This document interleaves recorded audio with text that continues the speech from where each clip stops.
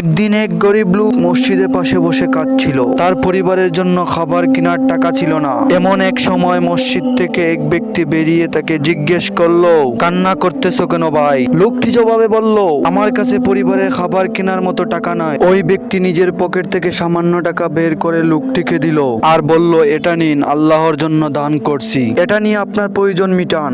গরিব লোকটি আনন্দে বলল, আল্লাহ আপনার জন্য বরকত দান করুন। সেদিন সন্ধ্যায় যিনি দান করেছিলেন তিনি তার ব্যবসায় অপ্রত্যাশিত লাভ পেলেন। তিনি বুঝলেন আল্লাহর পথে দান করলে তা দ্বিগুণ বাড়িয়ে দেন। একদিন এক গরিব লোক মসজিদের পাশে বসে কাঁদছিল। তার পরিবারের জন্য খাবার কেনার টাকা ছিল না। এমন এক সময় মসজিদ থেকে এক ব্যক্তি বেরিয়ে তাকে জিজ্ঞেস করলো, কান্না করতেছো কেন ভাই? লোকটি জবাবে বলল, আমার কাছে পরিবারের খাবার কেনার মতো টাকা নাই। ওই ব্যক্তি নিজের পকেট থেকে সামান্য টাকা বের করে লোকটিকে দিল আর বলল, এটা নিন, আল্লাহর জন্য দান করছি, এটা নিয়ে আপনার প্রয়োজন